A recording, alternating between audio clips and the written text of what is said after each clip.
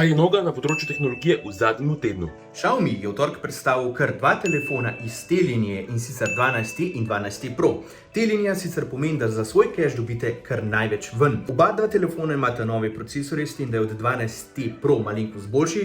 Oba dva imata enak veliko baterijo in v škatli pri obeh dobite hiter 120 W polnilec. Imata enak velike OLED zaslone in oba imata letos kovinsko ogrodje in pa stekleno hrbtišče. Omogočata pa do 120 Hz osveževanje. 12T ima glavni objektiv velikosti kar 108 megapikslov, 12T Pro pa kar 200 megapikslov velik nov glaven objektiv od Samsunga. Pri obeh imate prednaložen operacijski sistem Android 13, ki bo dobil še 3 večje nadgradnje in kar 4 leta varnostnih popravkov. Za 12T boste mogli odšteti 609 €, za 12T Pro pa 819 €. Pazite to, če jo prednaročite do 12. oktobra, pa zraven dobite še robotski sesalnik Mi Robot Vacuum Mop 2 Lite.